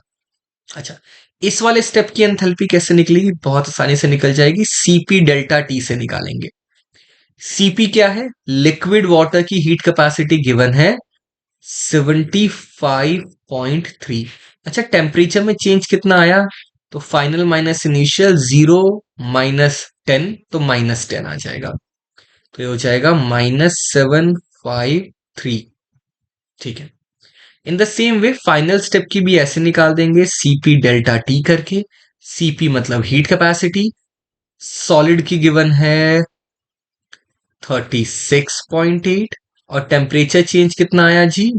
0 से -10 गया, तो -10 -0 अगेन -10 ही आ रहा है, तो हो जाएगा -368, है ना।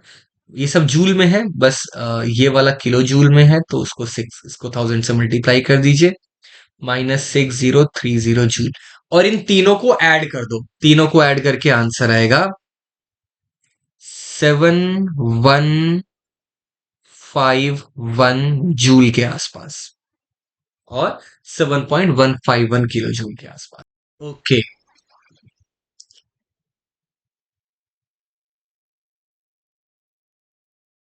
ये क्वेश्चन हमने कर लिया था। अच्छा, एक लॉ होता है हेस लॉ, और हेस लॉ के कहने का मतलब ये है,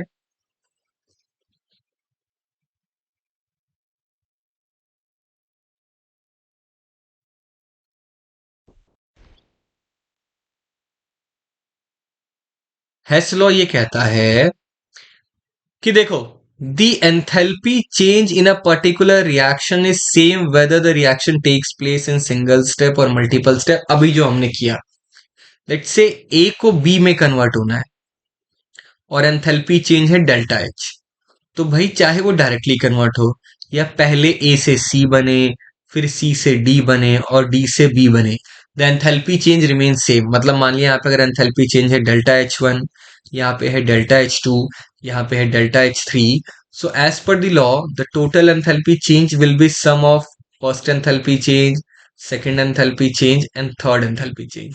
आप चाहे एक रिएक्शन को एक स्टेप में कराओ या मल्टीपल स्टेप में कराओ, the enthalpy change remain same. अगर आपको याद हो ना, जो भी हमने हीट कैपेसिटी वाला क्वेश्चन किया था, वो इसी कॉन्सेप्ट पे बेस्ड था, बिल्कुल इसी पे बेस्ड था।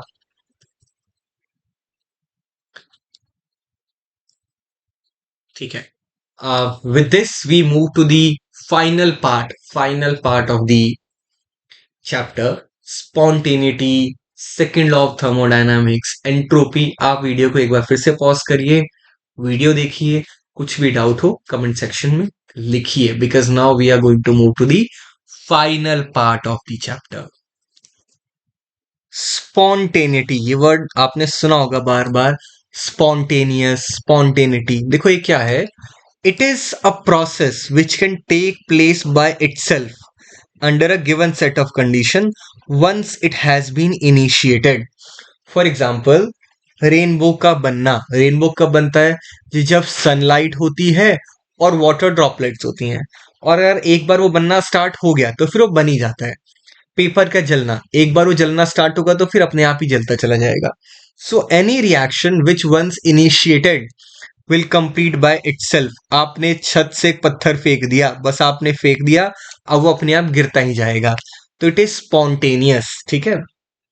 और नेचर में जितनी भी प्रोसेसेस होती हैं वो सारी स्पॉन्टेनियस प्रोसेसेस होती हैं। अच्छा, कैसे पता लगाएंगे हम स्पॉन्टेनियस प्रोसेस कौन सी है? डेफिनेशन तो हमने लिख दी, but then the answer is कि दीज आर इरिवर्सिबल। अच्छा, वो भी कैसे पता लगाएं? तो स्पॉन्टेनियस को पता लगाने के लिए ना एक नया वर्ड आया, कॉल्ड एंट्रोपी। अच्छा, एंट्रोपी क्या है? Entropy is randomness. कोई सिस्टम कितना ज्यादा रैंडम या डिसऑर्डर्ड है। फॉर एग्जाम्पल, अगर मैं गैस की बात करूं और लिक्विड की बात करूं और सॉलिड की बात करूं, तो इनमें से किसके गैस के मॉलिक्यूल ज्यादा रैंडमली हैं और किसके मॉलिक्यूल ज्यादा ऑर्डर्ड तरीके से अरेंज्ड हैं? जल्दी बताइए। ऑब्वियसली गैस के मॉलिक्यूल सबसे ज्यादा रैंडम है, तो हम बोलेंगे उसकी एंट्रोपी सबसे ज्यादा है। तो एंट्रोपी क्या होती है? Degree of randomness. और स्पॉन्टेनिटी का ये कॉन्सेप्ट है कि अगर किसी रिएक्शन में रैंडमनेस इंक्रीज हो रही है तो वो रिएक्शन स्पॉन्टेनियस होगी। मतलब फॉर एग्जाम्पल, अगर मेरे पास में सॉलिड वाटर है, आइस है, उसको मैं मेल्ट करवा रहा हूं लिक्विड वाटर बनाने के लिए, तो ऑब्वियसली सॉलिड के पार्टिकल्स ऑर्डर्ड तरीके से अरेंज थे, लिक्विड के पार्टिकल रिलेटिवली डिसऑर्डर्ड है। The liquid has higher disorder और मोर रैंडम और हैज हायर एंट्रोपी। सो इसमें जो रिएक्शन है वो लेस रैंडमनेस से मोर रैंडमनेस, लेस डिसऑर्डर से मोर डिसऑर्डर, या लेस एंट्रोपी से मोर एंट्रोपी की तरफ जा रही है। So this change will be spontaneous. और हमें पता है, आप एक बार आइस को फ्रीजर से बाहर रख दो, वो अपने आप मेल्ट हो जाएगी, ठीक है। सो the process proceeds spontaneously in a direction in which the randomness or disorder of the system increases. इसको याद रखने का एक और तरीका है। मान लिया आप क्लासरूम में ऑर्डर्ड तरीके से बैठे हैं और क्लासरूम के बाहर कुछ बच्चे डिसऑर्डर्ड घूम रहे हैं, तो कौन कहाँ जाना चाहेगा? आप भी बाहर भागना चाहोगे उनके साथ, या वो अंदर आकर के ऑर्डर्ड तरीके से बैठना चाहेंगे? Obviously the first nature is everyone wants to be disordered. ये यूनिवर्स का लॉ है। अगर आपको अगली बार तरीके से बैठ के पढ़ने में दिक्कत है और बाहर घूमने में मजा आए, तो अपने आप को ज्यादा ब्लेम मत करना, ये दुनिया का नेचर है। अब इसको ऐसा मत बोलना कि हमने ऐसे पढ़ा है तो हम तो पढ़ा है नेचर का लॉ, तो अब तो हम अपनी अपने बाहर घूमने को जस्टिफाई कर सकते हैं। ऐसा नहीं है, बट ठीक है, this is a principle which says if anything is disordered, it will be more likely to be spontaneous. Okay, done. So what is entropy? Entropy is degree of randomness, disorder or randomness represented by capital S. अच्छा, इसका formula क्या है? कुछ नहीं है जी, change in entropy is heat upon time, that's it. कुछ ज्यादा टेंशन लेने की जरूरत नहीं है। एंड अगर एक रिएक्शन है R converting into P, reactant की एंट्रोपी है SR, प्रोडक्ट की एंट्रोपी है SP, तो चेंज इन एंट्रोपी क्या होगी? Entropy of product minus entropy of reactant. And for any spontaneous process entropy must be positive, entropy should increase. चलो बढ़िया है, गुड गुड गुड गुड। देखो, सेकेंड लॉ ऑफ थर्मोडायनेमिक्स ये कहता है, whenever a spontaneous reaction takes place, entropy of the universe increases. Entropy of the universe increases. For example, अगर system से heat निकल के सराउंडिंग में गई तो सराउंडिंग की एंट्रोपी बढ़ गई। अगर सराउंडिंग से हीट सिस्टम के अंदर गई तो सिस्टम की एंट्रोपी बढ़ गई। किसी की भी बढ़े, यूनिवर्स की तो इंक्रीज हुई है ना, ठीक है। सो एंट्रोपी का formula Q upon T, and whenever a spontaneous reaction happens, entropy increases. For any spontaneous process, entropy must be positive. Exam में क्वेश्चन कैसे आएंगे? जी ऐसे आएंगे। Predict in which of the following entropy increases और decreases. देखो, आप एक liquid को क्रिस्टलाइज कर रहे हैं, मतलब आप लिक्विड को सॉलिड में कन्वर्ट कर रहे हैं, obviously entropy will decrease, randomness will decrease. आपने एक सॉलिड का टेम्परेचर बढ़ाया, जब टेम्परेचर बढ़ाया तो डिसऑर्डर या एंट्रोपी बढ़ गई। थर्ड में देखो, रिएक्टेंट साइड में there is no gas molecule, but product side has one two gas molecules. जिस साइड ज्यादा गैस मॉलिक्यूल्स होते हैं उसकी एंट्रोपी ज्यादा होती है, तो इसके अंदर भी एंट्रोपी इंक्रीज हो रही है। अगर फोर्थ वाले को देखोगे तो reactant side has only one gas particle, but product side has two gas particle, so in this also entropy is increasing. Good. अच्छा, इसके अलावा एक ऐसा क्वेश्चन आएगा, देखो ये कह रहा है ये रिएक्शन हो रही है, ठीक है, और हमने तो ये पढ़ा था जी, और इसकी एंट्रोपी दे रखी है। देखो एंट्रोपी चेंज कितनी गिवन है, सिस्टम की गिवन है, कितनी गिवन है, -549.4 जूल पर केल्विन। पॉजिटिव है नेगेटिव है, नेगेटिव। और अगर नेगेटिव है तो रिएक्शन को कैसा होना चाहिए, नॉन स्पॉन्टेनियस। लेकिन हम सबको पता है rusting of iron is spontaneous, ऐसा कैसे हो गया? तो जी उसका आंसर है कि ये जो एंट्रोपी गिवन है ना, ये सिर्फ सिस्टम की गिवन है, कितनी, -549.4। एंथैल्पी कितनी गिवन है सिस्टम की, एंथैल्पी भी गिवन है -1648 इंटू 10 पावर 3। तो भाई सराउंडिंग की एंथैल्पी कितनी होगी, इतना तो पता है ना, अगर सिस्टम की माइनस है तो सराउंडिंग की उतनी ही प्लस में होगी, ठीक है। तो सराउंडिंग की एंट्रोपी निकाल दो अब, जो कितना हो जाएगा, 1648 into 10 power 3 divided by 298। You में आस्क ये कैसे? तो जी एंट्रोपी का फॉर्मूला क्या था, जल्दी बताओ, what was the formula of entropy?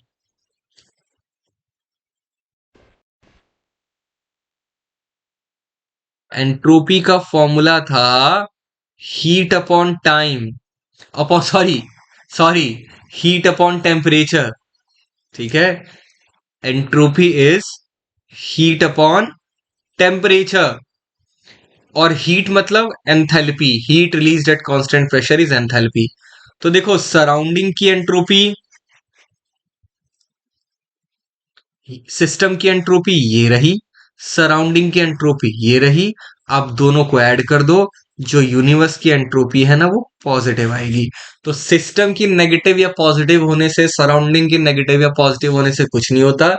The loss is universe की पॉजिटिव होनी चाहिए, दैट्स इट। अब ये तो कंफ्यूजन हो गई भाई, ये तो दुनिया भर की कंफ्यूजन है। अब इस कंफ्यूजन को दूर करने के लिए लोगों ने बोला ऐसे तो एंट्रोपी पे हम भरोसा नहीं कर सकते, सिस्टम के निकालो, सराउंडिंग के निकालो, ऐड करो। तो एक नई स्टेट फंक्शन की बात करी गई जिसको कैपिटल जी से रिप्रेजेंट करते हैं, इसको कहते हैं गिब्स एनर्जी चेंज और गिब्स फ्री एनर्जी, ऐसे लिखना, गिब्स फ्री एनर्जी। अच्छा ये क्या है? कभी आपने किसी को कहते हुए सुना है मैंने खूब सारा काम किया मेरी एनर्जी खत्म हो गई? वो झूठ बोल रहा है थर्मोडायनेमिक्स के अकॉर्डिंग, उसकी एनर्जी खत्म नहीं हुई है। अगर खत्म हुई होती तो वो उड़ गया होता थैनोस के टैप के बाद, जैसे लोग उड़ गए थे। The person exist means energy still there, but हम किसी से इतना काम नहीं करवा सकते कि उसकी एनर्जी खत्म हो जाए, वो गायब हो जाए। कितना काम करवा सकते हैं, एक सिस्टम मैक्सिमम कितना वर्क कर सकता है, उसी को कहते हैं Gibbs free energy. The maximum amount of energy which can be converted into work is called Gibbs free energy, ठीक है। गिव्स energy is defined as the maximum amount of energy available to a system or a process which can be converted into work। इसका formula होता है del G is equal to del H minus T delta S, without any exception, without any doubt, without any confusion, यही formula है इसका। and if a reaction has to be spontaneous, delta G must be negative। del H कुछ भी हो, del S कुछ भी हो, temperature कुछ भी रख लो, अगर उस रिएक्शन का डेल्टा जी नेगेटिव आया तब तो रिएक्शन स्पॉन्टेनियस है, अगर नहीं आया तो रिएक्शन स्पॉन्टेनियस नहीं है, दैट्स इट। अच्छा एक और चीज है, जीरोथ लॉ ऑफ थर्मोडायनेमिक्स। देखो जीरोथ लॉ ऑफ थर्मोडायनेमिक्स ना बड़ा ही अजीब सा लॉ है। अच्छा समझ लो, अगर ऑब्जेक्ट ए का टेम्परेचर ऑब्जेक्ट बी के बराबर है और बी का टेम्परेचर सी के बराबर है, तो जीरोथ लॉ कहता है जी ए और सी का टेम्परेचर भी बराबर होगा। अब हंसना मत, यही है, बिल्कुल लॉ यही है, लेकिन ये उतना इजी नहीं जितना मैंने बता दिया। दे doesn't say temperature, they say if A and B, if two objects A and B are under thermal equilibrium. Thermal equilibrium का मतलब है ना तो हीट ए से बी में ट्रांसफर हो रही है ना बी से ए में ट्रांसफर हो रही है। And if B is in thermal equilibrium with C, then A and C are also under thermal equilibrium. That's it, इसको जीरोथ लॉ कहते हैं। कुछ डाउट रह गया हो इस चैप्टर में, कुछ नहीं समझ में आया, you can always ask in the comment section. इसके अलावा क्वेश्चंस तो मैं अभी अपलोड करूंगा, और अगर आपको इस ये पीडीएफ चाहिए तो आप मुझसे मांग सकते हैं। वैसे डिस्क्रिप्शन में मैंने इसका लिंक डाल दिया है, you can download it from there. Thanks for watching, don't forget to subscribe the channel and hit the bell icon. बहुत सारी वीडियोस अवेलेबल है और आने भी वाली हैं।